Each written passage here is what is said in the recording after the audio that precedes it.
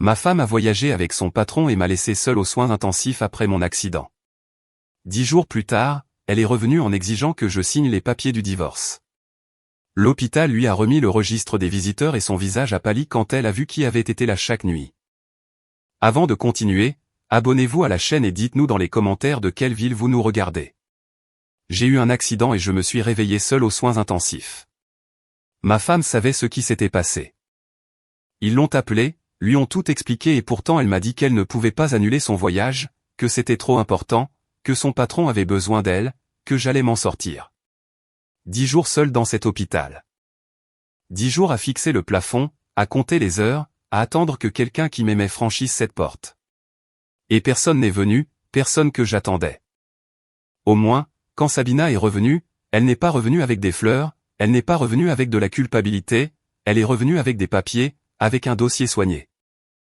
Avec sa signature déjà apposée à certains endroits et elle m'a dit avec une froideur qui me transperce encore de l'intérieur qu'il était temps de signer le divorce. Que notre histoire était terminée, qu'elle avait pris la décision pour nous deux.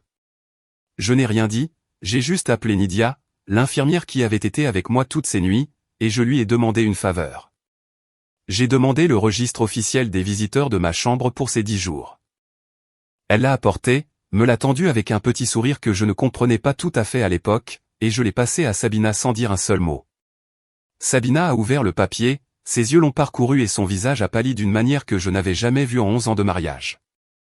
Ce n'était pas de la honte, ce n'était pas exactement de la surprise, c'était quelque chose de plus profond, de plus difficile à nommer.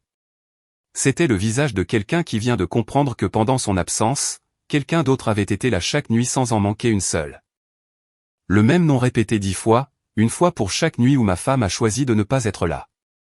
Mais pour que vous compreniez pourquoi ce nom l'a laissé sans voix, je dois vous raconter depuis le début.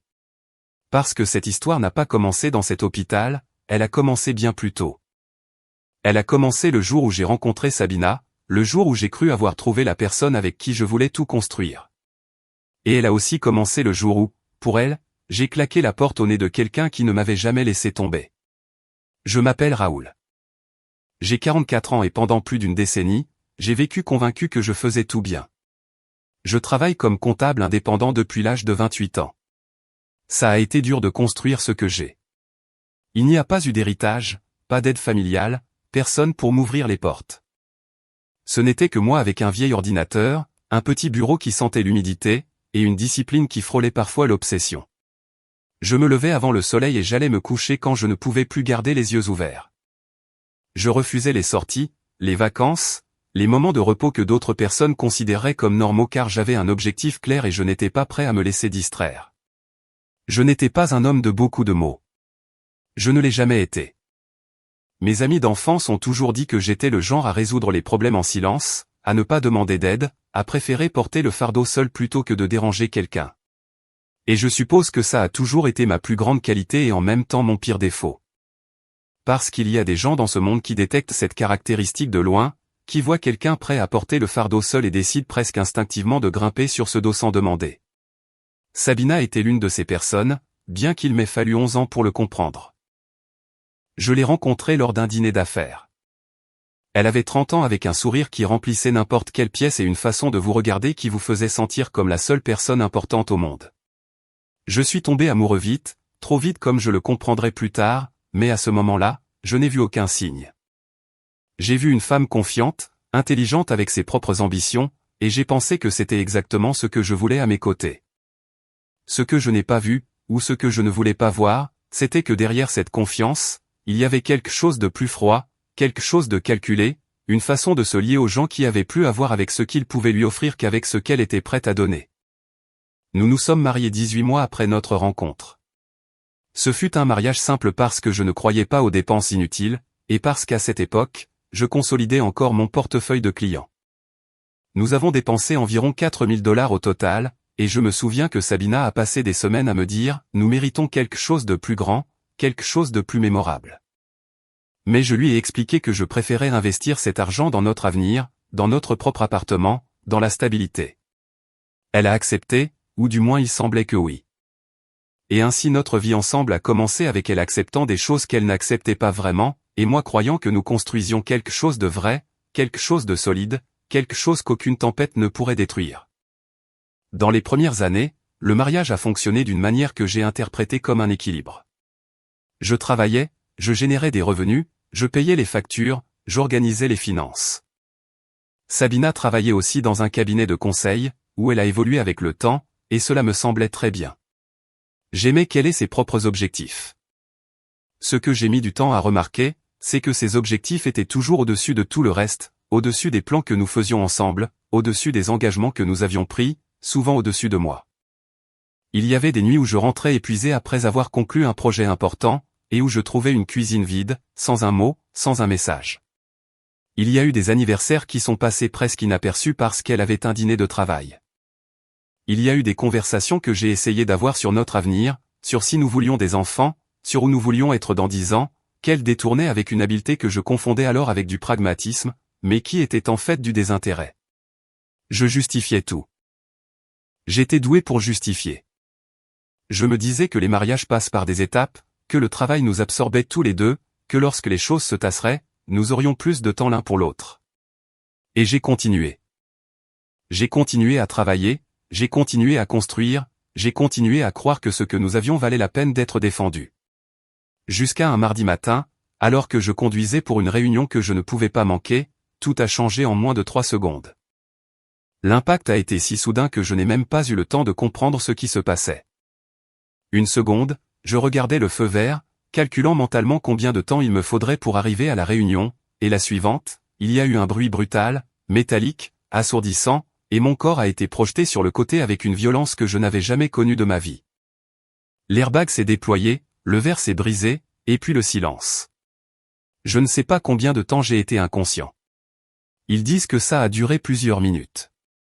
Ils disent que lorsque les ambulanciers sont arrivés, j'avais encore ma ceinture de sécurité, et que cela m'a probablement sauvé la vie. Ils disent beaucoup de choses dont je ne me souviens pas, car à ce moment-là, mon esprit était dans un endroit où le temps n'existe pas, et où la douleur n'est pas encore totalement arrivée. Je me suis réveillé aux soins intensifs 3 heures plus tard. Ce ne fut pas un réveil paisible. C'était confus, désorientant, avec des tubes et des moniteurs et une lumière blanche qui me faisait mal aux yeux.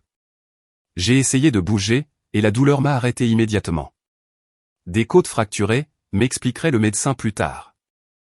3 du côté droit, une légère contusion pulmonaire, une coupure profonde sur mon avant-bras gauche qui nécessitait des points de suture, et un coup à la tête qui, bien qu'il n'ait pas causé de graves dommages neurologiques, avait suffi à me garder inconscient pendant des heures. J'ai fixé le plafond de cette chambre pendant ce qui m'a semblé être une éternité, à attendre, car c'est la première chose qu'une personne fait lorsqu'elle se réveille dans un hôpital après un tel accident. On attend. On attend que quelqu'un apparaisse. On attend d'entendre des pas familiers dans le couloir. On attend de sentir une main sur la sienne. Personne n'est venu.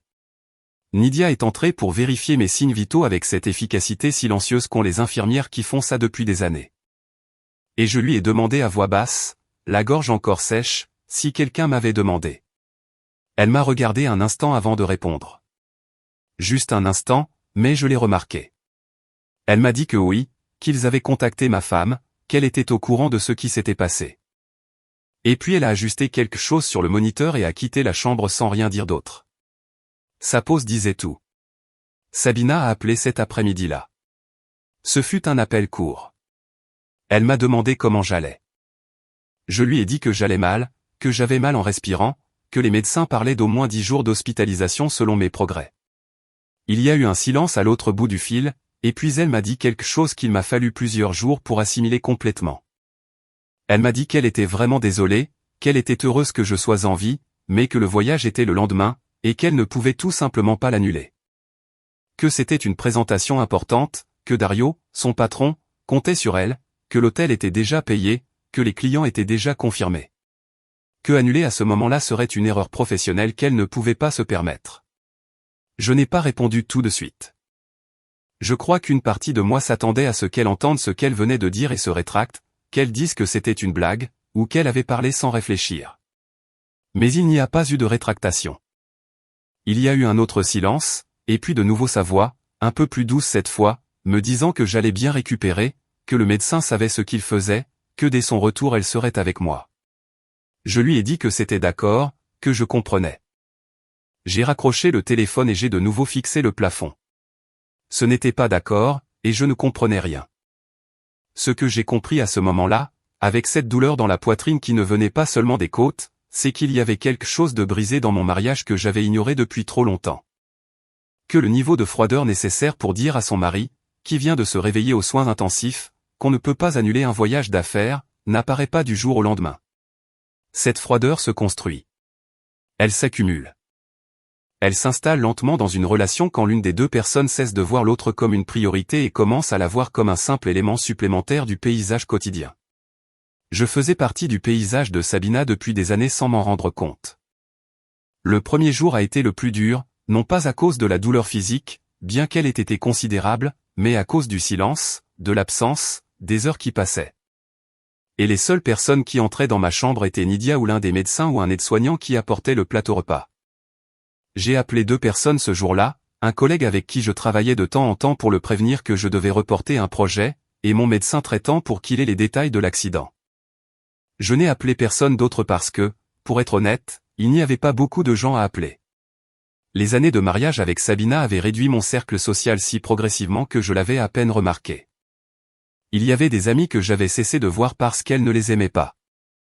Des réunions de famille auxquelles j'avais cessé d'aller parce qu'il y avait toujours un imprévu et il y avait une personne en particulier que j'avais cessé de voir pour une raison qui semblait valable à l'époque, mais dans ce lit d'hôpital, seule et la poitrine brisée. Ça commençait à ressembler à la pire décision de ma vie. Tania, je ne l'ai pas encore mentionnée parce que ce n'était pas facile de la mentionner.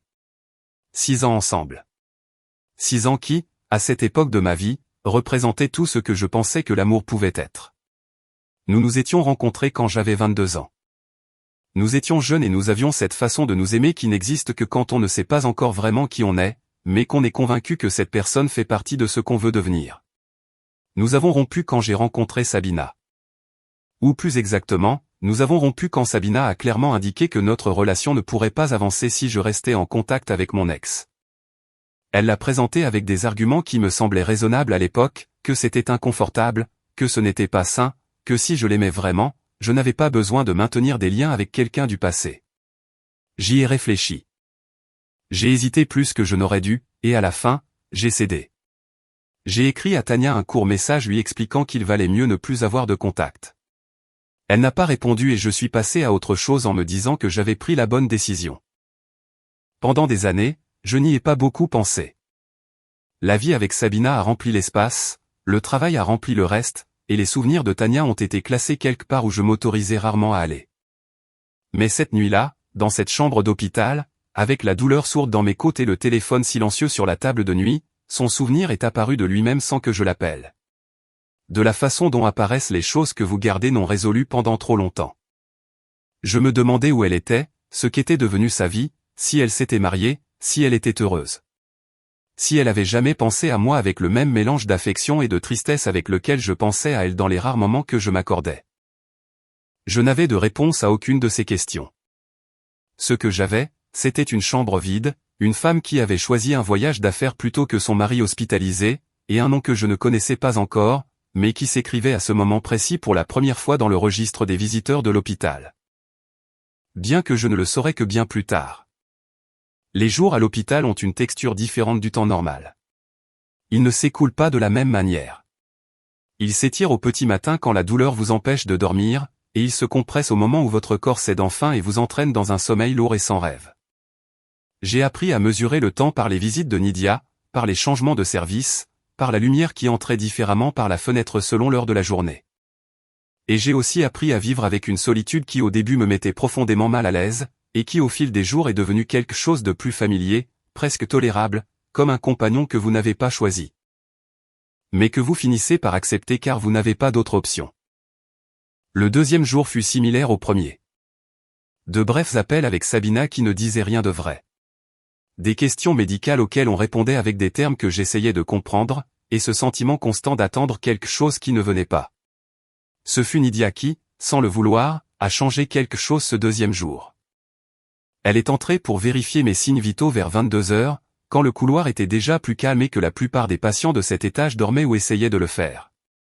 Elle a fait sa routine habituelle, a noté quelque chose sur sa tablette, et juste au moment de sortir, elle s'est arrêtée un instant près de la porte. Elle m'a regardé avec cette expression qu'ont les gens quand ils décident s'ils doivent dire quelque chose ou non, et finalement elle l'a dit. Elle m'a dit qu'il y avait quelqu'un dans la salle d'attente de l'étage. Je lui ai demandé qui c'était. Elle a dit qu'elle n'en était pas sûre, que c'était une femme qui était arrivée vers 20h et qui y était encore, qu'elle m'avait demandé à la réception, mais n'avait pas demandé à entrer, qu'elle était juste assise là en silence avec une bouteille d'eau qu'elle avait à peine touchée. Je suis resté silencieux, en train d'assimiler ça. J'ai demandé si elle avait donné son nom.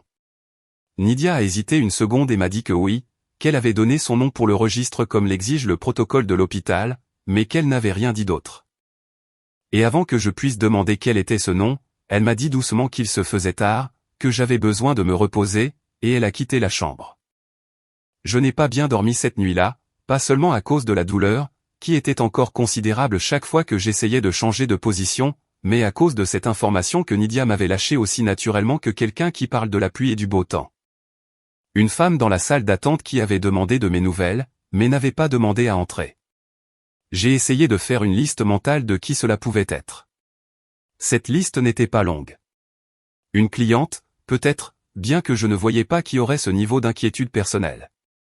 Une voisine de l'immeuble qui aurait pu la prendre par hasard. Quelqu'un du travail qui aurait entendu parler de l'accident. Mais aucune de ces options ne collait vraiment. Parce qu'il y a une différence entre quelqu'un qui va à l'hôpital pour demander comment vous allez et repart, et quelqu'un qui s'assoit en silence pendant des heures sans demander à entrer. La première est de la courtoisie. La seconde est autre chose. La seconde est quelque chose que vous faites quand l'endroit où vous êtes compte plus que l'endroit où vous pourriez aller. Le troisième jour, j'ai posé la question directement. Quand Nydia est entrée le matin, je lui ai demandé si la femme était revenue. Elle n'a pas répondu tout de suite. Elle a rangé quelque chose dans la chambre, a vérifié le sol, et puis m'a regardé et a dit « oui ». Elle est revenue la nuit précédente. Qu'elle est arrivée vers 21h et est restée jusqu'après minuit. Qu'elle a fait la même chose que la première fois. S'asseoir, attendre, ne pas demander à entrer. Je lui ai demandé pourquoi elle n'entrait pas. Nydia a légèrement haussé les épaules et m'a dit que c'était quelque chose que je devrais lui demander. Mais je ne savais pas qui c'était, et c'était précisément ce qui me rendait lentement fou, entre la douleur dans mes côtes et le silence de cette chambre et les courts appels de Sabina, qui chaque jour ressemblait davantage à une formalité et moins à un mariage. Ces jours-là, j'ai commencé à beaucoup réfléchir. Quand le corps est immobile, l'esprit compense en bougeant sans arrêt. Et le mien est allé dans des endroits que je n'avais pas visités depuis longtemps. J'ai commencé à repenser à ma vie avec une lucidité inconfortable. Le genre qui n'apparaît que lorsque vous êtes brusquement arraché à votre routine et forcé de vous voir de l'extérieur. J'ai vu un homme qui avait travaillé sans arrêt pendant plus de 15 ans, qui avait construit une stabilité économique réelle et solide avec un effort authentique, qui gagnait bien sa vie, qui gérait bien, qui avait réussi à économiser environ 90 000 $ au fil des ans. Malgré toutes les dépenses du mariage, les voyages de Sabina, les rénovations de l'appartement qu'elle a toujours voulu et que j'ai toujours fini par payer. J'ai aussi vu un homme qui avait rétréci son monde sans s'en rendre compte, qui avait cédé sur trop de choses, croyant que céder était une forme d'amour, qui avait laissé partir des personnes importantes, convaincu qu'il protégeait son mariage. Qui avait confondu la paix avec la résignation pendant des années, et qui commençait seulement maintenant, dans ce lit, à remarquer la différence. Sabina a appelé le 4e jour avec une voix qui essayait de paraître inquiète, mais qui pour moi sonnait déjà creux. Elle m'a demandé comment se passait ma convalescence. Je lui ai dit que les médecins parlaient d'au moins encore une semaine d'hospitalisation. Il y a eu un silence, et puis elle m'a dit que le voyage se passait très bien, qu'ils avaient conclu un contrat important, que Dario était très satisfait des résultats. J'ai écouté tout ça et je n'ai rien dit, me contentant de répondre par monosyllabes jusqu'à ce qu'elle me dise qu'elle m'appellerait le lendemain et qu'elle raccroche. Je suis resté avec le téléphone à la main un instant. Puis je l'ai posé sur la table de nuit et j'ai regardé par la fenêtre. Il y avait quelque chose que Sabina ne savait pas, quelque chose que je ne savais pas encore totalement non plus, mais qui prenait forme nuit après nuit dans la salle d'attente de cet étage. Quelqu'un continuait de venir. Nydia me le confirmait chaque matin avec sa discrétion que j'avais appris à lire. Une nuit, 2 nuits, 3 pour le même nom sur le registre, la même silhouette assise en silence dans cette salle pendant que j'étais de l'autre côté du mur sans savoir qui c'était. 5e jour, quelque chose a changé. Cet après-midi-là, Nydia est entrée dans ma chambre avec une expression légèrement différente. Ce n'était pas exactement de l'inquiétude, c'était quelque chose de plus proche du doute. Elle s'est approchée de mon lit et m'a dit à voix basse que la femme de la salle d'attente avait laissé quelque chose à la réception pour moi, une petite enveloppe sans adresse d'expéditeur, juste mon nom écrit dessus avec une écriture que je n'ai pas reconnue immédiatement. Bien que quelque chose dans la façon dont c'était écrit m'ait donné un sentiment étrange, comme lorsque vous entendez une chanson dont vous ne vous souvenez pas, mais que votre corps reconnaît avant votre esprit. J'ai pris l'enveloppe. Je l'ai tenue un instant sans l'ouvrir. À l'intérieur, il y avait une seule feuille de papier pliée en 3. Et quand je l'ai ouverte et que j'ai lu les 2 lignes qui y étaient écrites, j'ai ressenti quelque chose que je n'avais pas ressenti depuis de nombreux jours. Pas du soulagement, exactement. Pas de la joie. Quelque chose ressemblant davantage à un tremblement au centre de ma poitrine. Le genre qui apparaît lorsque quelque chose que vous croyez enterré s'avère ne l'avoir jamais été du tout. Il était simplement écrit ceci, que je n'avais pas à répondre. Que je n'avais rien à faire. Qu'elle voulait juste que je sache que je n'étais pas seul et que quand je serais prêt à parler, elle serait là. Il n'y avait pas de signature, mais je savais déjà qui c'était, ou du moins je le pressentais avec cette part de soi qui n'a pas besoin de preuves pour reconnaître certaines présences. La part qui garde les choses importantes, même quand la raison essaie de vous convaincre que vous les avez déjà oubliées. J'ai plié le papier avec soin, je l'ai mis sous mon oreiller, et pour la première fois en 5 jours, j'ai fermé les yeux sans que le poids de la solitude soit la dernière chose que je ressente avant de m'endormir. J'ai gardé ce papier sous mon oreiller comme si c'était quelque chose de fragile, comme si le plier de travers ou le laisser au mauvais endroit pouvait briser quelque chose que je ne comprenais pas encore totalement, mais que je sentais déjà comme important. Et cette nuit-là, pour la première fois depuis l'accident, je n'ai pas pensé à Sabina. Je n'ai pas pensé à la douleur dans mes côtes ou aux jours restants avant que je puisse quitter l'hôpital ou aux clients que je faisais attendre. J'ai pensé à cette écriture, à ce R, à ces 2 lignes écrites avec un calme que seul possède quelqu'un qui pratique la patience depuis longtemps. Je me demandais depuis combien de temps Tania était dans cette ville sans que je le sache. Je me demandais si elle avait toujours été dans le coin ou si elle était revenue récemment. Je me demandais comment elle avait appris l'accident, qui le lui avait dit, si elle l'avait vu quelque part, ou s'il y avait un lien que j'ignorais et qui l'avait conduite à l'hôpital un mardi soir pour s'asseoir en silence pendant des heures sans rien demander en retour. Et par-dessus tout, je me demandais, pourquoi n'entrait-elle pas? C'était la question qui m'occupait le plus, car si elle avait fait tout ce chemin, si elle avait laissé cette enveloppe, si elle continuait à se présenter nuit après nuit, c'était parce que quelque chose la poussait à le faire. Mais il y avait une ligne qu'elle ne franchissait pas, une distance qu'elle maintenait avec une précision qui ne semblait pas accidentelle.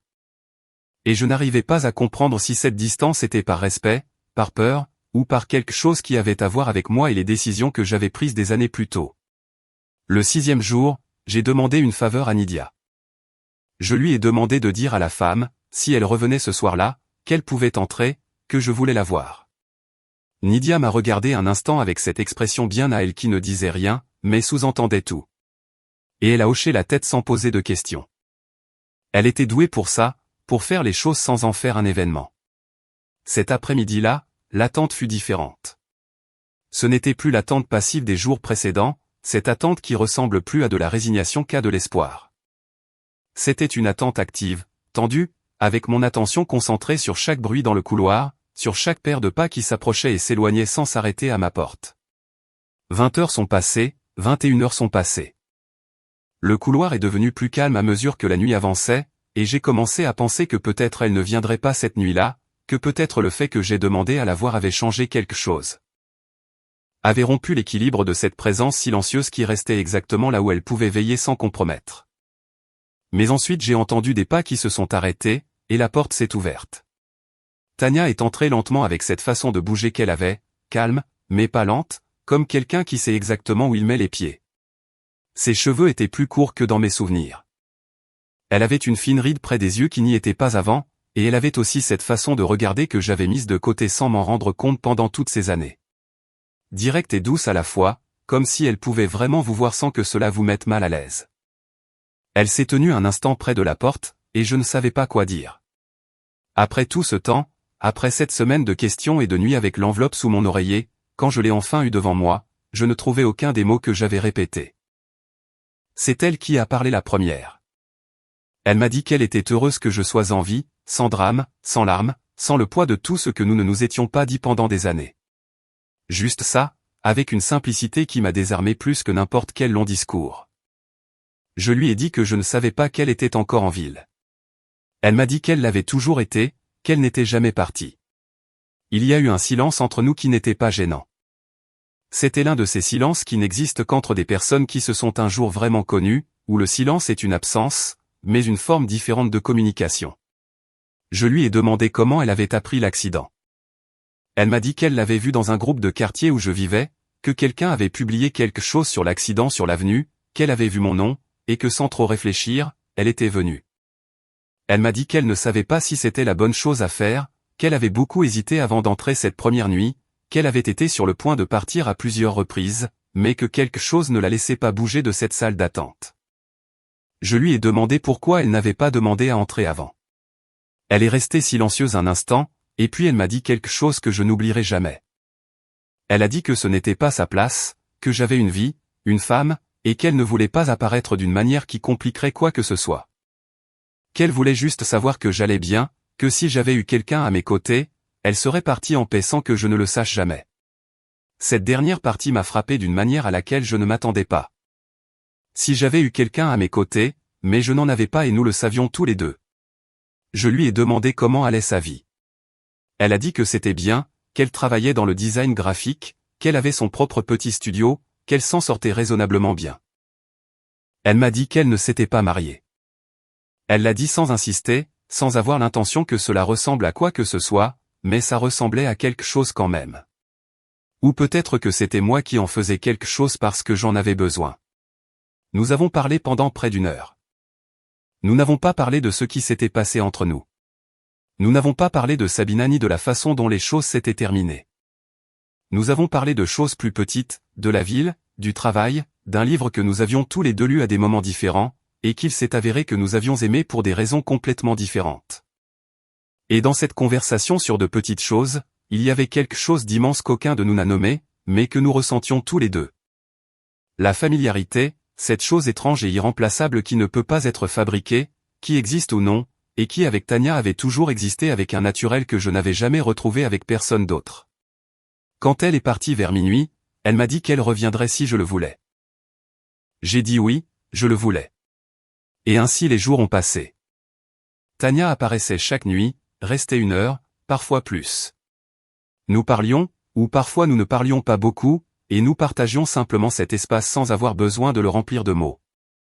Parfois, elle apportait un café du stand d'en bas, parfois un livre, parfois elle arrivait simplement, s'asseyait sur la chaise près de la fenêtre et me demandait comment ma journée s'était passée. Et je lui racontais, je lui parlais des médecins, de mes progrès, des exercices de respiration qu'ils me faisaient faire, des nuits où la douleur m'empêchait de dormir. Je ne lui parlais pas de Sabina, non pas parce que je voulais le cacher, mais parce que pendant ces heures avec Tania, Sabina semblait appartenir à un autre monde, à un monde parallèle qui existait pendant la journée. Dans les courts appels, et dans les messages qui disaient peu, et qui la nuit étaient suspendus pendant que j'étais dans cette chambre avec la seule personne qui avait choisi d'être là sans que personne ne le lui demande. Il y a eu une nuit, la 8e depuis l'accident, où Tania est arrivée avec une expression différente, plus calme. Elle s'est assise, a bu son café, et au bout d'un moment, elle m'a dit qu'elle voulait me demander quelque chose, mais que je n'étais pas obligé de répondre. Je lui ai dit de demander. Elle m'a demandé si j'étais heureux. Juste comme ça, direct, sans tourner autour du pot, avec sa façon d'aller au cœur des choses sans demander la permission. J'ai mis du temps à répondre car c'était une question que je ne m'étais pas posée depuis longtemps, et quand je l'ai fait, la réponse qui est apparue n'était pas celle que je voulais trouver. Je lui ai dit que je ne savais pas, que j'avais confondu la stabilité avec le bonheur pendant si longtemps que je n'étais plus sûr de savoir faire la différence. Elle a hoché la tête. Elle n'a rien dit d'autre à ce sujet. Elle ne m'a pas donné de conseils ou d'opinion. Elle a juste hoché la tête comme quelqu'un qui reçoit une réponse honnête et la respecte sans avoir besoin d'ajouter quoi que ce soit. Cette nuit-là, quand elle est partie, j'ai fixé le plafond pendant longtemps et j'ai pensé à la suite, à ce qui venait après l'hôpital. À ce qui m'attendait quand je franchirais cette porte pour retourner dans le monde réel, à Sabina, qui était toujours en voyage avec son patron sans s'être présentée une seule fois. Et à tout ce que cette absence me disait avec une clarté que je ne pouvais plus ignorer. Il restait 2 jours avant le retour de Sabina, et je n'étais plus le même homme que celui qui était entré dans cet hôpital. Le 9e jour s'est levé avec une pluie fine qui tapait doucement contre la vitre. J'étais dans ce lit depuis presque 2 semaines, et mon corps commençait à avoir besoin de mouvement, d'espace, d'air qui ne venait pas de cette chambre. Les médecins avaient dit que si mes progrès continuaient, je pourrais sortir dans 2 ou 3 jours de plus. Les côtes répondaient bien. La contusion pulmonaire s'était presque complètement résorbée. La coupure sur mon avant-bras guérissait proprement. Physiquement, je m'améliorais. À l'intérieur, c'était une autre histoire. Ce matin-là, Nidia est entrée avec mon petit déjeuner et est restée un instant de plus que d'habitude. On voyait qu'elle voulait dire quelque chose. Je la connaissais assez bien à ce stade pour savoir quand elle pesait ses mots. Finalement, en arrangeant le plateau, elle m'a dit qu'il y avait eu un appel pour la chambre la veille, qu'une femme avait appelé pour s'enquérir de mon état, mais que ce n'était pas Sabina, qu'elle avait laissé un numéro, mais ensuite avait dit que ce n'était pas la peine de la rappeler. Qu'elle voulait juste savoir que j'allais bien. J'ai demandé si elle avait donné son nom. Nidia a souri faiblement, presque imperceptiblement, et m'a dit que oui, c'était le même nom qui apparaissait chaque nuit sur le registre. Je suis resté silencieux un moment. Puis j'ai demandé à Nidia quelque chose que je voulais lui demander depuis des jours, mais que j'avais repoussé sans trop savoir pourquoi. Je lui ai demandé ce qu'elle pensait de tout ça, de la situation avec Tania qui venait chaque nuit, de Sabina qui ne se montrait pas, de ce registre avec un nom répété 10 fois, alors que le nom de ma femme n'apparaissait pas une seule fois. Nidia m'a regardé avec ce calme qui lui était propre, qui était maintenant familier et presque réconfortant. Et elle m'a dit quelque chose que je n'oublierai jamais. Elle a dit que, dans ses années de travail, elle avait appris que les moments de crise ont le don de mettre de l'ordre dans les choses, de mettre chaque personne exactement là où elle doit être. Que les hôpitaux sont des endroits où la vérité apparaît d'elle-même sans que personne ne la force, car lorsque les circonstances sont extrêmes, les gens montrent qui ils sont vraiment. Ceux qui restent, ceux qui partent, ceux qui se présentent sans que personne ne les appelle. Puis elle a pris le plateau vide et est sortie. Et je suis resté avec ces mots qui tournaient dans ma tête pour le reste de la matinée. Ceux qui se présentent sans que personne ne les appelle. Tania s'était présentée sans que je le sache, sans que je le demande, sans aucune obligation ou lien formel ne la rattachant à moi à ce moment-là. Elle avait juste vu un nom dans un groupe de quartier et était venue et avait continué à venir. Nuit après nuit avec cette constance silencieuse que je ne savais pas comment nommer, mais que je ressentais quelque part au fond de moi comme quelque chose que je n'avais pas vécu depuis longtemps. Le sentiment que quelqu'un était là non pas parce qu'il devait l'être, mais parce qu'il choisissait de l'être. Cet après-midi-là, Tania est arrivée plus tôt que d'habitude. Il était 19h quand j'ai entendu ses pas dans le couloir. Elle est entrée avec 2 cafés du stand d'en bas et une expression qui était légèrement différente des jours précédents, moins calme, comme si quelque chose lui avait trotté dans la tête pendant la journée et qu'elle n'avait pas réussi à tout à fait le régler. Elle s'est assise, m'a tendu le café, et après un moment, elle m'a dit que Sabina revenait le lendemain. Ce n'était pas une question. Elle le savait. Je ne sais pas comment elle le savait. Si je l'avais mentionné dans l'une de nos conversations ces jours-là, ou si elle l'avait simplement calculé, mais elle le savait. Je lui ai dit que oui, elle revenait le lendemain. Il y a eu un silence entre nous, un de ces silences qui pèsent lourd. Tania a regardé le café qu'elle tenait entre ses mains et m'a dit qu'elle voulait que je sache quelque chose avant que cela n'arrive. Qu'elle ne voulait pas qu'il y ait de malentendus sur la raison pour laquelle elle était venue tous ces jours. Qu'elle n'était pas venue pour récupérer quoi que ce soit, ni pour réclamer quoi que ce soit, ni pour compliquer ma vie. Qu'elle était venue parce que, quand elle a vu mon nom dans cette publication, elle a ressenti quelque chose qu'elle ne pouvait pas ignorer. Et que c'était tout. Que ce que je ferais de ma vie à partir de là m'appartenait entièrement et qu'elle le respectait quelle que soit la décision.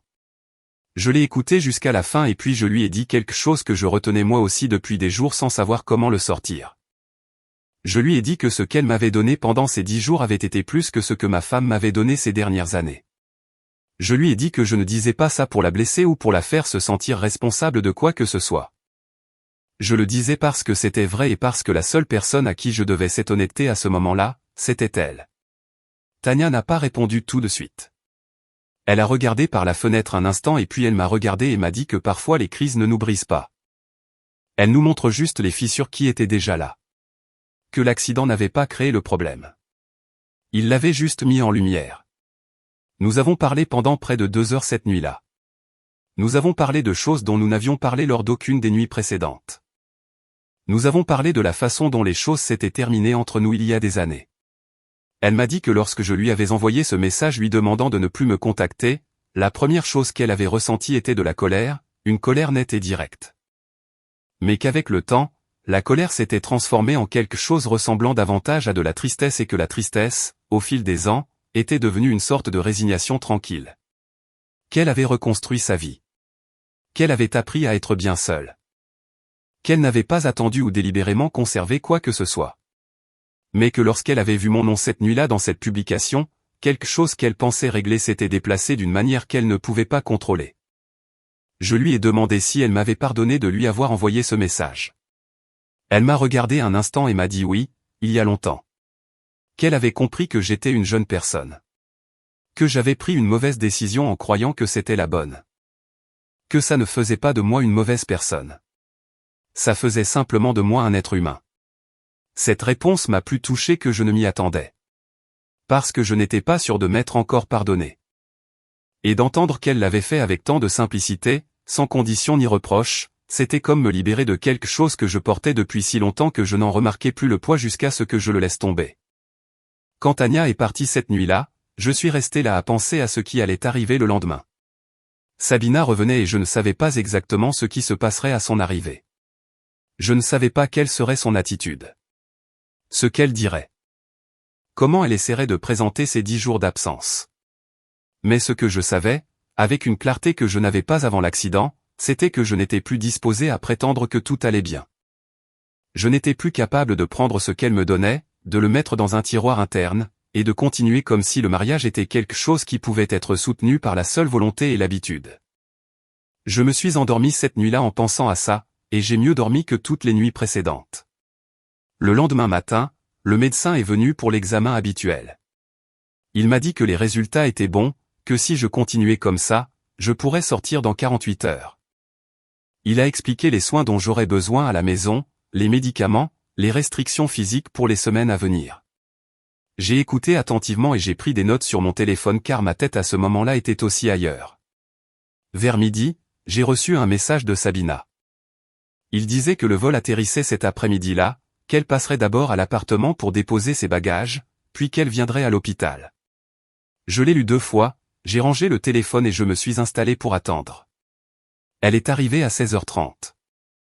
Elle est entrée dans la chambre avec cette assurance que je lui connaissais bien, avec son sac en bandoulière, ses cheveux fraîchement coiffés, et une expression qui essayait de combiner l'inquiétude avec la normalité. Comme si les 10 jours qui venaient de s'écouler étaient quelque chose qui pouvait s'intégrer sans trop de problèmes dans le récit de notre mariage. Elle s'est approchée du lit, m'a donné un baiser sur le front, m'a demandé comment j'allais. J'ai dit que j'allais mieux. Elle a dit qu'elle en était heureuse. Elle a demandé quand je sortais. J'ai dit dans 2 jours, probablement.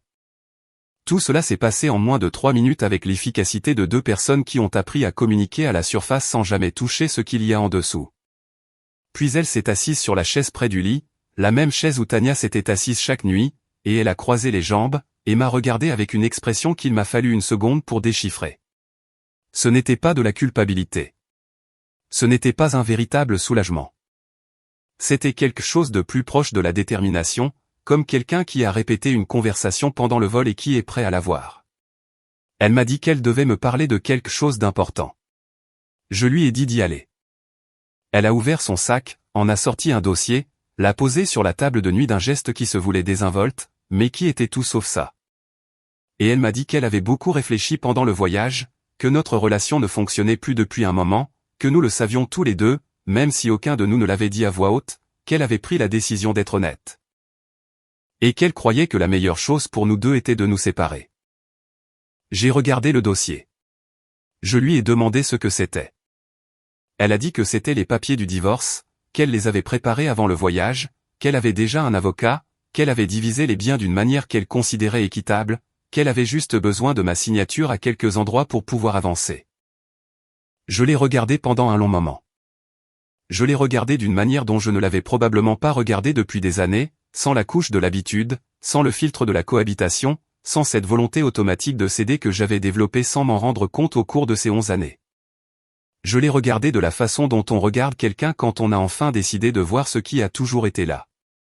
Et puis j'ai fait quelque chose à quoi elle ne s'attendait pas. J'ai souri. Ce n'était pas un sourire de joie ou de triomphe. C'était le sourire de quelqu'un qui vient de confirmer quelque chose qu'il savait déjà, mais dont il avait besoin de la confirmation pour agir. Et sans un mot de plus, j'ai appuyé sur le bouton pour appeler Nidia. Nidia est entrée dans la chambre avec cette ponctualité qui m'était désormais aussi familière que le son des moniteurs ou la lumière blanche du plafond. Elle m'a regardé, a regardé Sabina, et sans que je n'aie besoin de dire quoi que ce soit avec des mots, elle a semblé comprendre que quelque chose d'important était sur le point de se produire dans cette chambre. Sa capacité à lire les atmosphères était l'une des choses que j'avais le plus appréciées pendant ces jours-là. Vous n'aviez pas besoin de lui expliquer. Vous aviez juste besoin de demander. J'ai demandé le registre des visiteurs. Sabina m'a regardé avec une expression qui n'était pas tout à fait définie. Il y avait un peu de confusion, un peu d'impatience, et autre chose que je ne pouvais pas nommer à ce moment-là, mais que je reconnaîtrai plus tard comme la première lueur de malaise. Elle a demandé ce qu'était le registre des visiteurs. Je ne lui ai pas répondu. J'ai attendu. Nidia est sortie et est revenue en moins de 3 minutes avec une feuille imprimée. Le registre officiel des visiteurs de ma chambre pendant les 10 jours d'hospitalisation. Des noms, des dates, des heures d'entrée et de sortie, le tout documenté avec la précision bureaucratique d'un hôpital qui tient soigneusement ses registres. Je l'ai pris, je l'ai regardé un instant, même si je savais déjà ce qu'il disait, et je l'ai passé à Sabina. Elle l'a pris avec l'assurance de quelqu'un qui ne s'attend à ne rien trouver qui le surprendra. Elle l'a ouvert, a commencé à le parcourir des yeux, et je l'ai observé avec une attention que je n'avais pas portée sur elle depuis longtemps. J'ai vu le moment exact où elle l'a vu. Ce n'était pas dramatique. Ce n'était ni un cri, ni un pleur soudain. C'était quelque chose de plus petit et de plus dévastateur que tout ça. Ce fut un changement dans sa respiration, un léger durcissement de sa mâchoire, puis la couleur qui s'est vidée de son visage de manière progressive et indéniable. Comme lorsqu'une lumière baisse lentement et que la pièce n'est pas complètement sombre, mais n'est plus la même. Le nom de Tania répété 10 fois, une fois pour chaque nuit, avec les heures notées à côté. Arrivé à 20h, départ après minuit. Arrivé à 20h30, départ à 1h. 10 entrées, 10 nuits consécutives sans en manquer une seule. Sabina a levé les yeux du papier et m'a regardé. Je n'ai rien dit. Je l'ai simplement laissé regarder. Il y a eu un silence dans cette chambre qui a duré plusieurs secondes et qui a semblé beaucoup plus long. Nidia était toujours près de la porte, immobile, avec cette discrétion pour laquelle j'étais profondément reconnaissant à ce moment-là. Et j'ai continué à regarder Sabina avec ce nouveau calme que je m'étais forgé au cours de ces 10 jours de solitude, de conversations nocturnes et de questions que je m'étais posées avec une honnêteté que je ne m'étais pas permise auparavant. C'est Sabina qui a parlé la première et la première chose qu'elle a dite ne fut pas des excuses. Ce n'était pas une question sincère. C'était un nom prononcé avec une intonation qui se voulait neutre. Mais qui était chargé de quelque chose que j'ai immédiatement reconnu comme l'inconfort de quelqu'un qui vient de perdre le contrôle d'une situation qu'il pensait maîtriser parfaitement. Elle a prononcé le nom de Tania comme si c'était une accusation. J'ai dit oui. Elle m'a demandé ce qu'elle faisait là avec un ton qui sous-entendait qu'il y avait quelque chose de mal à cela. Mais qu'il y avait quelque chose que je devais expliquer et justifier comme si la personne qui devait donner des explications dans cette pièce, c'était moi et pas elle. Et à ce moment-là, j'ai ressenti quelque chose que je ne m'attendais pas à ressentir. Ni de la colère, ni de la tristesse, mais quelque chose ressemblant davantage à une lucidité absolue.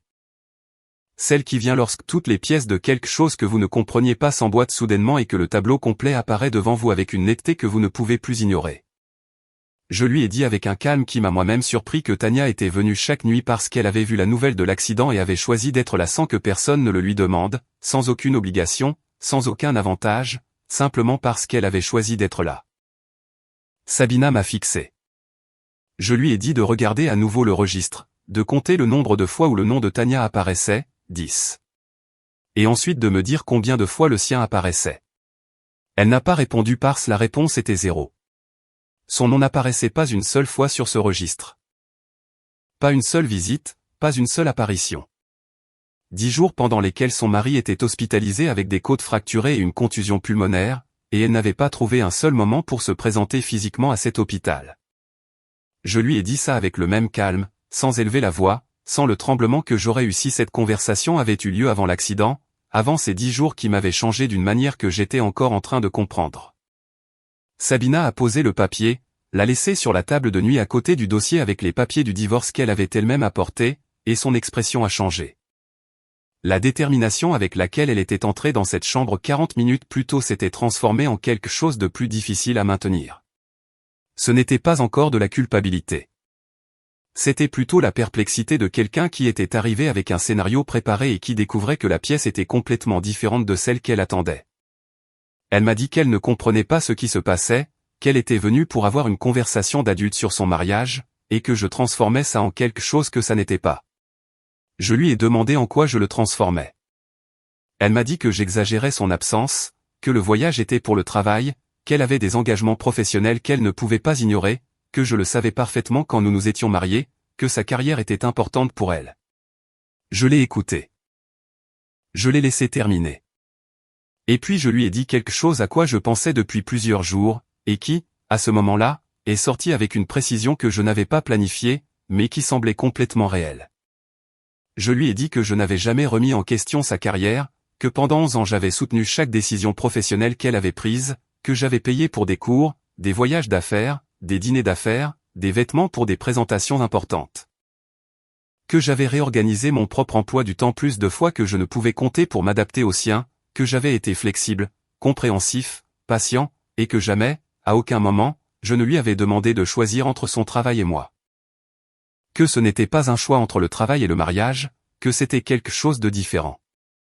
Que c'était son mari dans un lit d'hôpital avec 3 côtes cassées, et elle qui montait quand même dans un avion. Sabina a ouvert la bouche pour répondre, mais je n'avais pas fini. Je lui ai dit que ce que cette situation m'avait montré n'était pas qu'elle aimait son travail. Ça, je le savais déjà. Ce qu'elle m'avait montré, c'était l'ordre réel de ses priorités, et que dans cet ordre, je n'étais pas là où j'avais cru être pendant 11 ans. Il y a eu un autre silence, plus long cette fois. Sabina s'est levée de la chaise, a marché jusqu'à la fenêtre. Elle est restée un instant à regarder dehors avec les bras croisés, cette posture qu'elle adopte quand elle assimile quelque chose qui ne lui plaît pas, mais qu'elle ne peut pas complètement réfuter. Et puis elle s'est tournée et m'a dit quelque chose que je n'attendais pas non plus. Elle m'a dit que le voyage avec Dario n'avait pas été seulement pour le travail.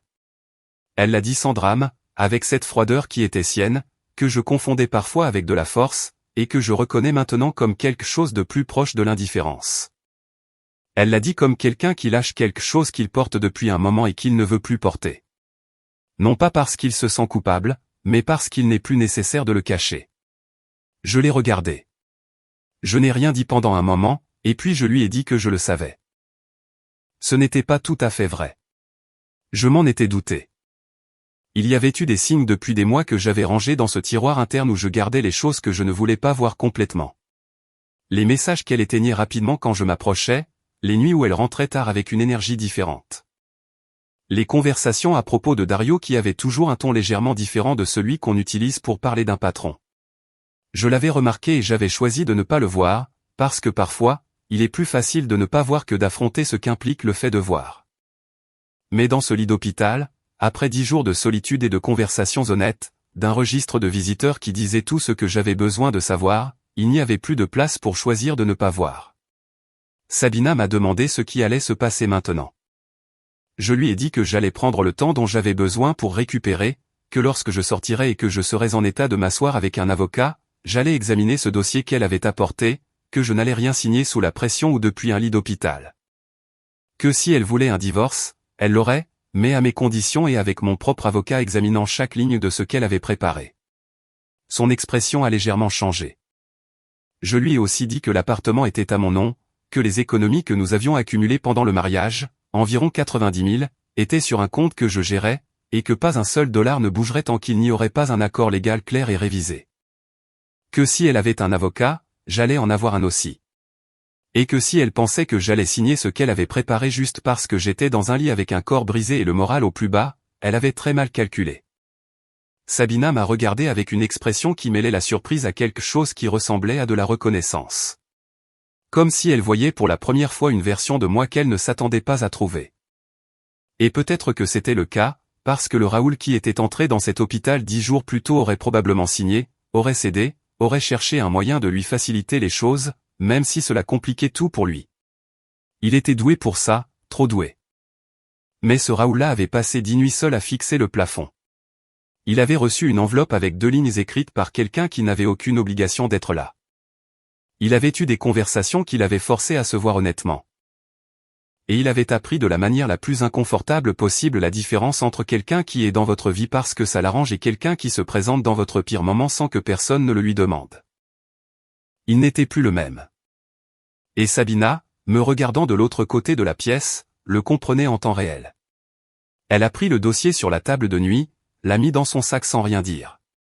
Elle a aussi pris son sac sur son épaule et s'est dirigée vers la porte. Elle s'est arrêtée un instant avant de sortir et sans se retourner complètement, elle m'a dit qu'elle allait parler à son avocat. Je lui ai dit de faire ce qu'elle avait à faire. Elle est partie.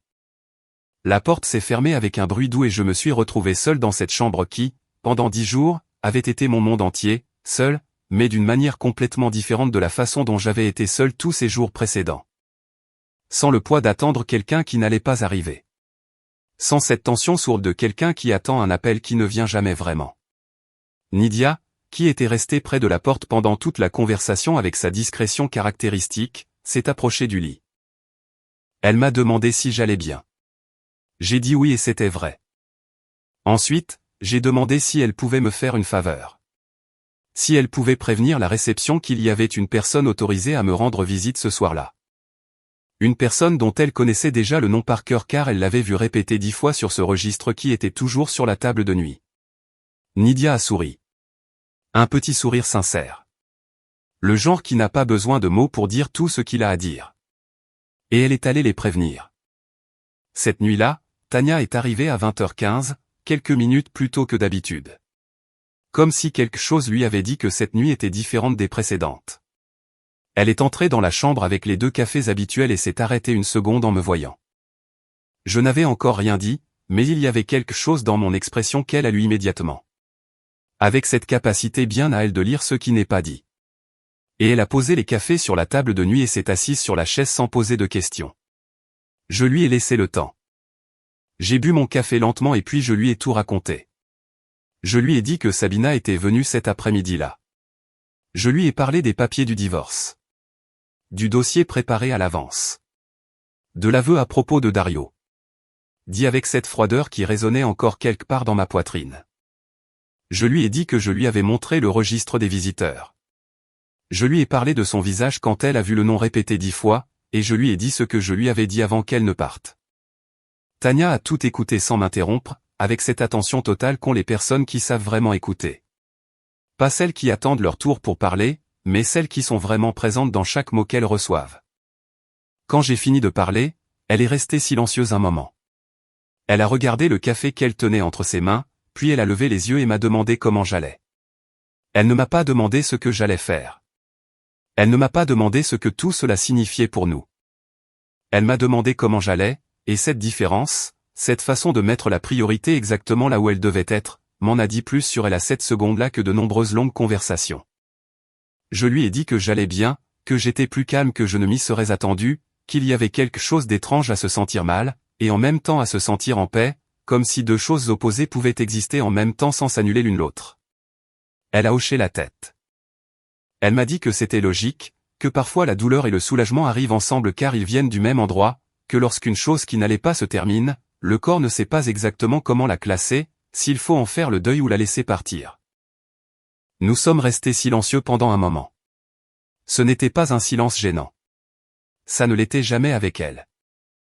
C'était le genre de silence que vous partagez avec quelqu'un quand les mots ont déjà fait leur travail, et que ce qui reste n'a pas besoin d'être nommé.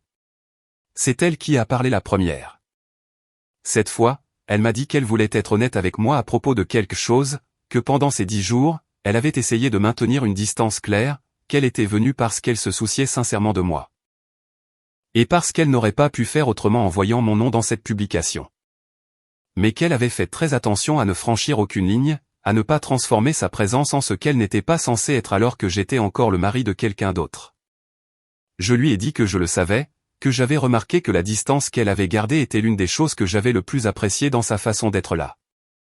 Elle m'a regardé un instant, puis elle m'a dit que maintenant la situation était différente, que ce que je lui avais dit changeait les choses d'une manière qu'elle ne pouvait pas ignorer, et qu'elle voulait être claire sur un point avant que nous n'allions plus loin. Je lui ai dit de parler.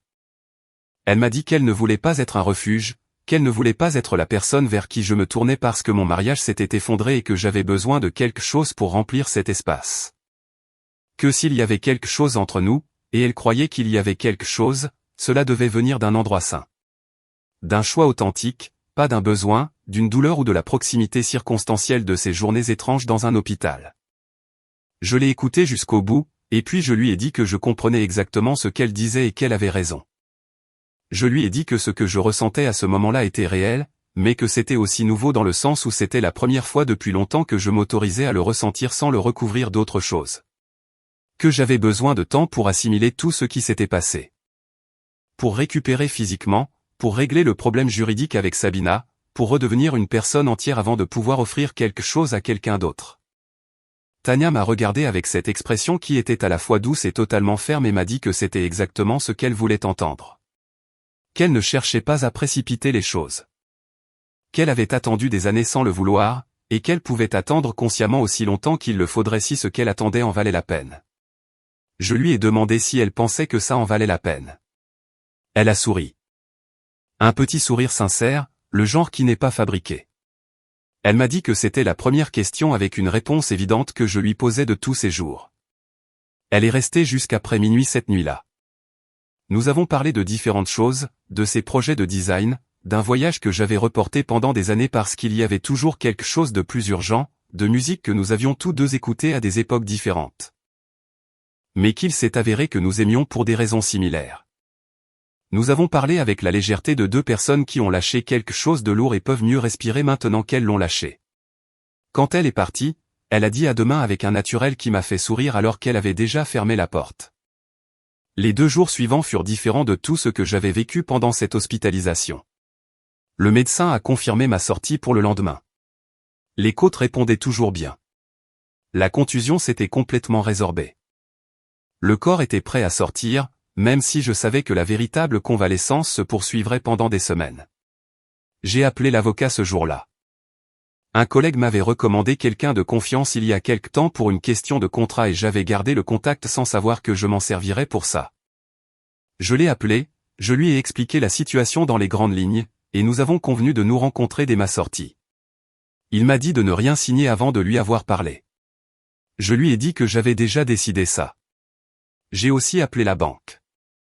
J'ai vérifié que les 90 000 $ d'économie étaient toujours intacts. Ils l'étaient. J'ai demandé que tout mouvement sur ce compte nécessite mon autorisation en personne. Le conseiller bancaire m'a expliqué la procédure et nous l'avons activée le jour même. Ce n'était pas de la méfiance gratuite, c'était de la prudence, et j'avais appris ces jours-là qu'il y a une différence entre les deux. Cet après-midi-là, Nidia est entrée pour le dernier contrôle de la journée et est restée un instant de plus que d'habitude. Elle m'a dit que le lendemain était son dernier service avant ses jours de repos et qu'elle ne serait probablement pas là à ma sortie. Elle m'a dit que ça avait été un plaisir de me rencontrer. Elle l'a dit avec une simplicité qui n'avait rien à voir avec le protocole et qui m'a touché d'une manière à laquelle je ne m'attendais pas. Je l'ai remerciée. Je lui ai dit qu'elle n'avait aucune idée de ce que sa présence avait signifié pendant ces jours. Que dans les moments où le silence devenait trop lourd, sa façon d'entrer dans la chambre sans en faire un événement avait été plus que ce qu'elle imaginait probablement. Nidia a souri de cette façon qui lui était propre, retenue et honnête, et m'a dit quelque chose que j'ai précieusement gardé. Elle m'a dit que dans son travail, elle avait appris que les hôpitaux révèlent des choses, que les gens viennent les voir et sans le vouloir, ils montrent exactement qui ils sont. Que dans toutes ces années, elle avait vu des familles entières disparaître quand les choses devenaient difficiles. Et elle avait vu des étrangers apparaître avec une constance qui surpassait tout lien formel. Que j'avais eu la deuxième option. Et qu'est-ce que c'est ? Elle m'a dit, c'était une forme de chance, même si ça n'en avait pas l'air sur le moment. Je lui ai dit que je commençais à comprendre. Elle est partie, et je suis resté à penser à ce qu'elle avait dit. Une forme de chance. J'y ai pensé un bon moment, car si quelqu'un m'avait dit avant l'accident que je passerais 10 jours seul dans un hôpital avec 3 côtes cassées, que ma femme choisirait un voyage d'affaires plutôt que de venir me voir. Que je recevrais des papiers de divorce depuis un lit où il m'était encore difficile de prendre une grande inspiration, j'aurais dit que ça ressemblait à la pire version possible des choses, comme quelque chose qui n'arrive qu'à quelqu'un qui a pris toutes les mauvaises décisions. Mais j'étais là, la veille de ma sortie, ressentant quelque chose que je ne m'attendais pas à ressentir, une sorte de gratitude étrange et difficile à expliquer. Pas pour l'accident, ni pour la douleur, ni pour la solitude de ces premiers jours, mais pour ce que ces jours m'avaient montré avec une brutalité que je n'avais pas demandé, mais dont j'avais besoin. Ils m'avaient montré la taille réelle de mon mariage, la place que j'occupais dans la vie de Sabina, la distance entre ce que je pensais que nous avions et ce qui existait réellement. Ils m'avaient aussi montré qu'il y avait encore des gens capables de se présenter sans aucune raison calculée, sans bénéfice, sans programme, simplement parce que quelque chose en eux les poussait à le faire. Et par-dessus tout, ils m'avaient montré quelque chose sur moi-même que j'avais perdu de vue il y a longtemps, que j'étais capable de tenir une conversation difficile sans céder, que je pouvais regarder quelqu'un dans les yeux et lui dire la vérité, même si cela compliquait les choses. Que je n'avais besoin de l'approbation de personne pour prendre une décision que je savais juste. Cette nuit-là, Tania est arrivée avec les cafés habituels. Elle m'a dit qu'elle avait appris que je sortais le lendemain. J'ai dit oui. Elle a dit qu'elle en était heureuse. J'ai demandé si elle voulait être là quand je partirais. Il y a eu une petite pause, et puis elle a dit oui, qu'elle serait là. Je me suis endormi cette nuit-là avec une légèreté dans la poitrine que je ne me souvenais pas avoir ressentie depuis longtemps. Comme quand vous arrêtez de porter quelque chose que vous avez porté si longtemps que vous n'en remarquez plus le poids et que vous ne découvrez à quel point c'était vraiment lourd que lorsque vous le laissez enfin tomber. Le jour de ma sortie s'est levé avec un soleil qui entrait directement par la fenêtre d'une manière que je n'avais pas remarqué de la même façon tous ces jours précédents. Peut-être parce que je ne le cherchais pas avant. Peut-être parce que quand vous attendez quelque chose qui n'arrive pas, la lumière du soleil ne fait que partie du décor. Mais ce matin-là, je l'ai remarqué. C'était l'une de ces lumières claires de milieu de semaine qui font que tout semble un peu plus gérable que la veille. Je me suis levé lentement. Mes côtes protestaient encore avec certains mouvements, surtout quand je tournais le torse ou tentais quoi que ce soit qui impliquait un effort du côté droit. Le médecin m'avait expliqué que la récupération complète prendrait entre 6 et 8 semaines, que je devais éviter les efforts physiques, de soulever des poids, les mouvements brusques, que mon corps fixerait son propre rythme. Et que la chose la plus intelligente à faire était de le respecter sans me précipiter. J'ai fait les choses lentement ce matin-là. Je me suis douché avec précaution. Je me suis habillé avec les vêtements que j'avais demandé qu'on m'apporte la veille. J'ai mis les quelques affaires que j'avais accumulées pendant ces jours dans un petit sac.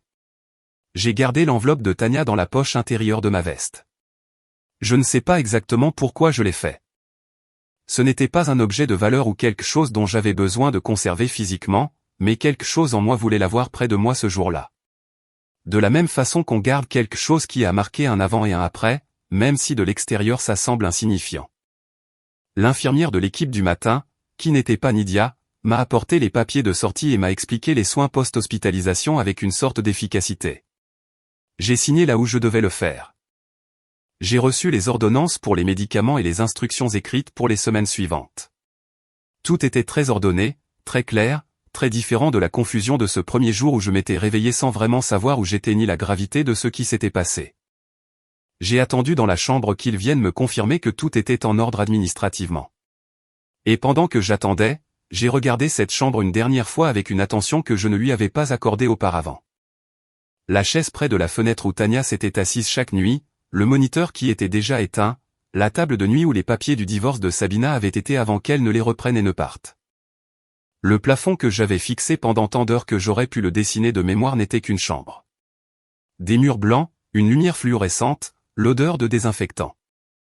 Mais cette chambre avait été l'endroit où le plus de choses avaient changé dans ma vie en un minimum de temps, où j'avais compris des choses que 11 ans de mariage ne m'avaient pas laissé voir, où j'avais eu des conversations que je ne savais pas devoir avoir. Où quelqu'un était apparu sans que je ne le demande et était resté sans que personne ne l'exige de lui. J'ai quitté la chambre avec un sac à la main et j'ai marché lentement dans le couloir jusqu'aux ascenseurs. L'hôpital, à 7 heures de la matinée, avait une activité tranquille différente du mouvement des après-midi. Des infirmières qui se croisaient avec des dossiers, un médecin qui parlait doucement au téléphone, le son lointain d'un moniteur, tout cela qui pendant 10 jours avait été mon monde quotidien, et qui dans quelques heures serait laissé derrière. Quand j'ai franchi les portes principales pour sortir, l'air m'a frappé d'une manière que je n'attendais pas. Il n'était ni froid ni chaud, c'était juste l'air extérieur, un air qui ne venait pas de l'hôpital. Et ce qui en temps normal ne signifierait absolument rien, à ce moment-là, signifiait tout. Tania était là. Elle se tenait d'un côté de l'entrée, les mains dans les poches d'une veste grise, regardant la rue. Quand elle a entendu mes pas, elle s'est retournée et m'a regardé avec cette expression qui n'était ni dramatique ni contenue, mais simplement vraie, comme ça l'avait toujours été avec elle, sans aucune couche supplémentaire. Elle s'est approchée, a demandé comment j'allais. J'ai dit que j'allais bien, que c'était étrange d'être dehors, que l'air avait un goût différent de celui des hôpitaux. Elle a souri et m'a dit que c'était parce que je le remarquais pour la première fois depuis longtemps. Pas seulement l'air de l'hôpital par rapport à l'air extérieur, mais l'air en général. Le fait de me tenir sur mes deux jambes, de choisir où marcher. Nous avons marché lentement jusqu'à un banc sur la place en face de l'hôpital. Nous nous sommes assis, le soleil nous frappait de côté, et c'était agréable. Et nous sommes restés là un moment sans rien dire, à regarder la rue, les voitures, les gens qui passaient avec leur propre rythme quotidien, complètement indifférents à tout ce qui s'était passé dans ma vie au cours des 10 derniers jours. Je lui ai dit que le lendemain j'avais rendez-vous avec l'avocat, que j'allais examiner tout ce que Sabina avait préparé, et qu'à partir de là, le processus suivrait son cours, qu'il serait probablement long, et qu'il y aurait des moments difficiles. Parce que ces choses ne sont jamais simples quand il y a des biens communs et 11 ans d'histoire en jeu. Tania a hoché la tête. Elle m'a dit que si j'avais besoin de quoi que ce soit pendant ce processus, je devais le dire. Elle ne l'a pas dit d'une manière qui ressemblait à une vague offre. Elle l'a dit comme quelqu'un de sûr de ce qu'il offre et de la raison pour laquelle il l'offre. Je lui ai dit que je le savais et que je le garderais à l'esprit. Il y a eu une pause et puis je lui ai dit quelque chose à quoi je pensais depuis la veille. Je lui ai dit que je voulais lui demander quelque chose, que je voulais demander du temps. Pas de la distance, pas du silence, pas des adieux qu'il faudrait ensuite annuler, mais du vrai temps pour résoudre ce qui devait être résolu, pour récupérer correctement. Pour redevenir une version de moi-même qui se sente à nouveau entière avant de chercher quelque chose avec quelqu'un d'autre. Tania m'a regardé et m'a dit que ce n'était pas une requête. Que c'était la seule chose qui avait du sens, qu'elle n'était pas une solution ou une échappatoire ou un remplacement, qu'elle était une personne et qu'en tant que personne, elle pouvait attendre si ce qu'elle attendait était réel. Je lui ai demandé si elle n'avait pas peur d'attendre et que les choses ne se passent pas comme elle l'espérait. Elle m'a dit que la peur faisait partie de tout ce qui en valait la peine, que s'il n'y avait aucun risque, ça n'en vaudrait probablement rien. Nous sommes restés sur ce banc un moment de plus, sans nous presser. Le soleil a lentement changé de position. Quelques pigeons ont marché près de nos pieds avec cette indifférence totale qu'ont les animaux vivant dans les villes et j'ai pensé à la façon dont le temps est étrange, comment 10 jours peuvent changer plus de choses que 10 ans si les circonstances s'y prêtent. Comment le corps doit parfois se briser pour que l'on puisse voir clairement ce que le confort de la routine dissimulait. J'ai pensé à Sabina, pas avec de la colère. La colère aurait été plus simple. J'ai pensé à elle avec quelque chose de plus proche de la froide compréhension de quelqu'un qui voit enfin une autre personne telle qu'elle est vraiment et non telle qu'il voulait qu'elle soit. Sabina n'était pas mauvaise au sens simple du terme. Elle était quelqu'un qui avait toujours privilégié ses propres intérêts avec une constance que j'avais confondue pendant des années avec de l'indépendance et de la force. L'erreur avait été la mienne. J'avais voulu voir quelque chose de différent de ce qui était là et cette erreur m'avait coûté 11 ans. Mais ces 11 années n'étaient pas une perte totale. Elles étaient aussi une leçon. L'une de ces leçons qui font mal en proportion exacte de leur importance. Et j'avais appris des choses au cours de ces années, même si ce n'était pas celles que je m'attendais à apprendre quand je me suis marié. J'avais appris à connaître mes propres limites, à savoir quand quelque chose était terminé, même si ça n'en avait pas l'air de l'extérieur. J'avais appris que céder n'est pas la même chose qu'aimer. Que la stabilité construite sur la peur de perdre quelque chose n'est pas une vraie stabilité, mais une forme sophistiquée de résignation. Et j'avais appris grâce à 10 nuits dans un hôpital et à une enveloppe avec 2 lignes écrites avec un R que j'ai reconnu avant de lire le nom complet. Qu'il y a des personnes qui apparaissent dans votre vie pour une raison, et des personnes qui apparaissent sans aucune raison calculée, et que ces dernières sont infiniment plus précieuses que les premières. Quand nous nous sommes levés du banc, Tania m'a accompagné jusqu'à la voiture que j'avais commandée pour retourner à l'appartement.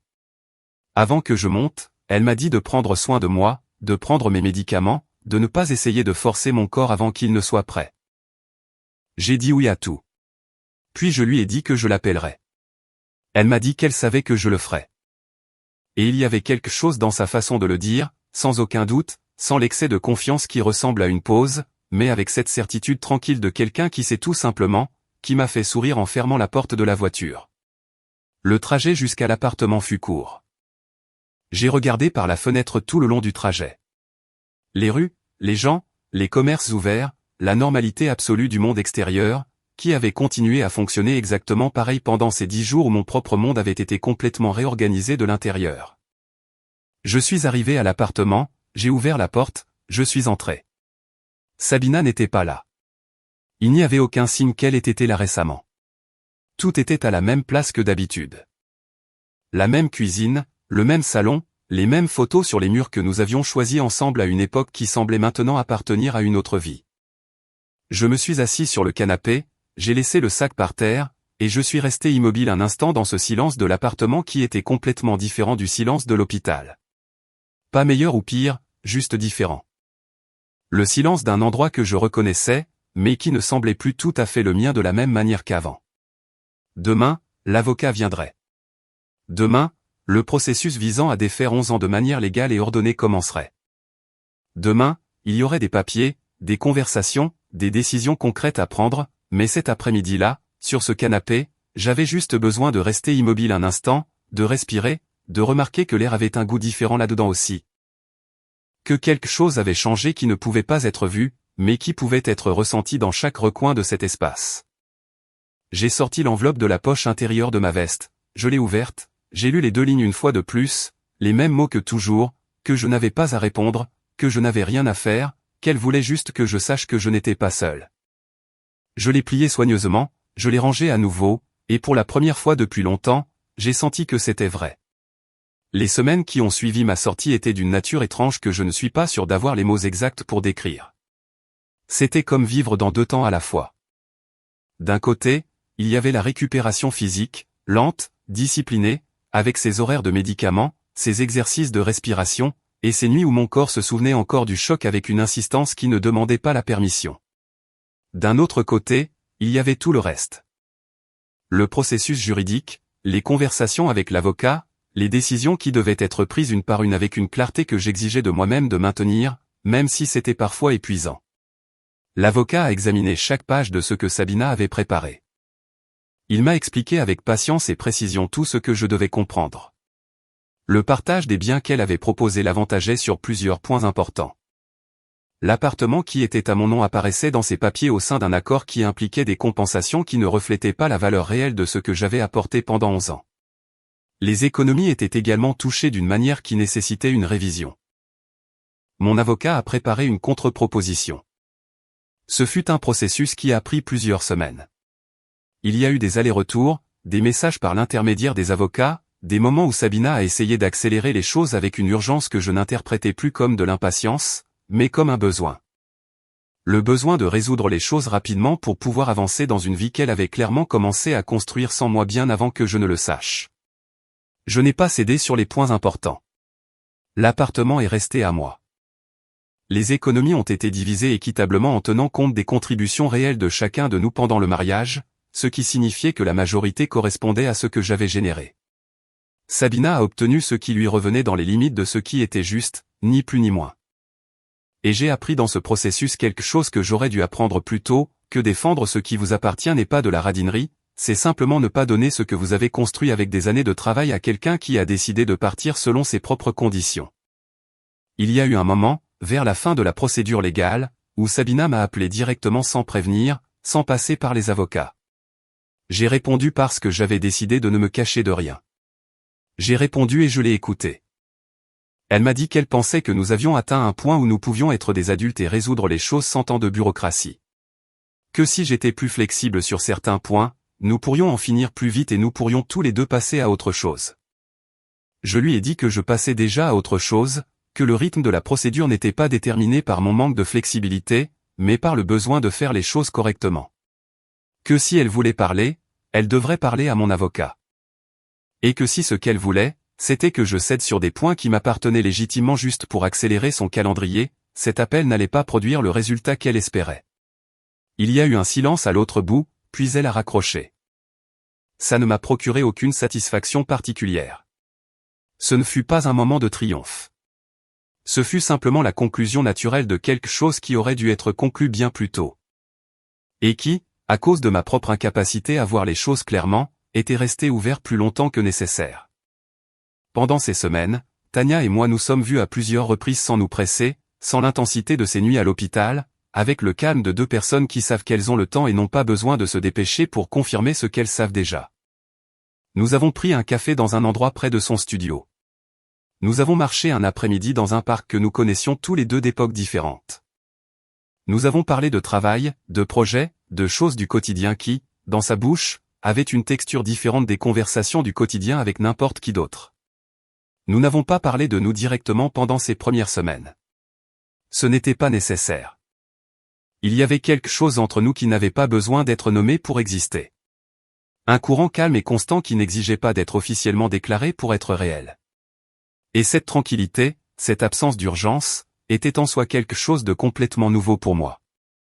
Parce que j'avais vécu pendant des années dans une relation où la tension était le climat habituel, où le calme semblait toujours provisoire, toujours sur le point d'être interrompu par quelque chose. Avec Tania, le calme était l'état naturel, pas le calme du vide, mais celui de l'équilibre, celui de deux personnes qui n'ont pas besoin de prouver quoi que ce soit l'une à l'autre, ni de convaincre qui que ce soit, ni de maintenir une image juste pour être.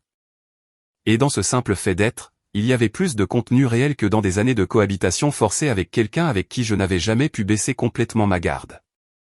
Un jour, environ 2 mois après ma sortie de l'hôpital, nous sommes allés nous promener le long de la rivière par un après-midi nuageux, mais pas froid. Nous avons marché un moment en silence, puis elle m'a demandé comment tout allait. Je lui ai dit que la procédure légale touchait à sa fin, qu'il ne restait plus que les derniers détails administratifs, que dans quelques jours tout serait probablement clos. Elle m'a demandé comment je me sentais face à cela. Je lui ai dit la vérité. Je lui ai dit que je ressentais des choses qu'il était difficile de résumer en une seule réponse, qu'il y avait de la tristesse, pas d'avoir perdu Sabina exactement, mais pour la version de l'histoire que j'avais cru vivre pendant 11 ans, et qui s'avérait n'avoir jamais existé de cette façon. Quel deuil particulier que celui-là, celui de dire au revoir à quelque chose qui était en fait une illusion, parce que vous ne pleurez pas pour ce que vous avez perdu, mais pour ce que vous n'avez jamais eu, même si vous pensiez l'avoir. Tania m'a écouté, et puis elle m'a dit quelque chose qui est resté gravé en moi d'une manière que je ne peux toujours pas tout à fait mesurer. Elle m'a dit que le deuil était nécessaire, que les personnes qui sautent ce deuil en se précipitant vers la chose suivante finissent par le porter de toute façon, juste à un moment moins opportun, que le fait que je le ressente honnêtement était le signe que je faisais les choses bien. Je lui ai demandé si elle avait déjà eu à traverser ce deuil. Elle m'a regardé de côté pendant que nous marchions et m'a dit que oui, que lorsque je lui avais envoyé ce message des années auparavant lui demandant de ne plus me contacter, il lui avait fallu beaucoup de temps pour assimiler ce que cela signifiait. Pas seulement la perte de la relation, mais quelque chose de plus difficile à nommer, la perte de la version de sa propre histoire, qui incluait quelqu'un qui avait soudainement décidé qu'elle ne rentrait pas dans la sienne. Elle l'a dit sans reproche, avec cette honnêteté propre qui la caractérisait. Et je l'ai reçu de la même façon, sans me défendre ou m'excuser à nouveau, parce que nous l'avions déjà fait, et que ce n'était pas la peine de le répéter. Je l'ai simplement reçu pour ce que c'était. Une vérité prononcée par quelqu'un qui était confiant que l'autre personne pouvait la retenir sans se briser. Je lui ai dit que j'étais désolé, pas comme une formule de politesse, mais pour de vrai. Elle a hoché la tête, m'a dit qu'elle le savait, et a continué à marcher. Cet après-midi-là, de retour dans l'appartement qui commençait doucement à redevenir le mien, et non le décor d'une autre histoire, je me suis assis pour penser à tout ce qui s'était passé depuis ce mardi matin où je conduisais pour une réunion et où le monde avait changé en moins de 3 secondes. J'ai pensé à l'homme que j'étais avant l'accident, quelqu'un qui avait construit beaucoup de choses concrètes, et qui, néanmoins, vivait avec un sentiment permanent que quelque chose ne collait pas tout à fait, sans s'autoriser à examiner de près ce qu'était ce quelque chose. Parce que l'examiner signifiait affronter des réponses qu'il n'était pas sûr de vouloir trouver. Quelqu'un qui avait appris à confondre la résignation avec la maturité, qui avait appelé stabilité ce qui était en fait de l'immobilité, et j'ai pensé à l'homme que j'étais maintenant, pas complètement différent, pas miraculeusement transformé par un accident et 2 semaines dans un hôpital. Mais le même avec juste moins de couches par-dessus, avec moins de volonté de tolérer ce qui ne méritait pas de l'être, avec une nouvelle clarté sur ce que je voulais et sur ce que je n'étais plus prêt à continuer d'accepter simplement parce que j'y étais déjà habitué. Il y a des gens qui ont besoin que quelque chose se brise pour pouvoir voir. Non pas parce qu'ils sont maladroits ou aveugles, mais parce qu'ils construisent leur vie avec tant de soin, avec tant de dévouement aux devoirs et aux responsabilités qu'ils oublient de vérifier si ce qu'ils construisent les rend heureux ou les maintient simplement occupés. J'étais l'une de ces personnes, et l'accident, avec toute sa brutalité et sa douleur et ses 10 jours de solitude dans une chambre blanche, m'avait donné quelque chose que je n'aurais pas pu acheter avec tous les dollars que j'avais économisés au fil des ans. Il m'avait donné une perspective réelle, douloureuse, irremplaçable. Il m'avait montré que le véritable amour ne s'annonce pas. Il ne vient pas avec des discours ou avec des gestes calculés pour être vu. Il vient silencieusement la nuit et s'assoit dans une salle d'attente pendant des heures sans rien demander. Il vient avec une petite enveloppe contenant 2 lignes qui ne promettent rien d'extraordinaire, mais simplement que vous n'êtes pas seul. Il vient avec 2 cafés et 1 heure de conversation et une façon d'écouter qui vous fait sentir que ce que vous dites compte vraiment. Le divorce a été signé un mardi matin. Je suis allé au bureau de l'avocat, j'ai signé là où je devais le faire, et je suis sorti dans la rue avec un sentiment qui n'était pas de la joie, mais qui n'était pas non plus de la tristesse. C'était quelque chose de plus proche de la solidité, comme un sol ferme sous mes pieds après avoir marché longtemps sur quelque chose qui bougeait sans que je m'en rende compte. Cette nuit-là, j'ai appelé Tania. Je lui ai dit que tout était terminé. Il y a eu un bref silence à l'autre bout. L'un de ces silences qui ne sont pas vides, mais pleins de quelque chose qui n'a pas besoin de mots.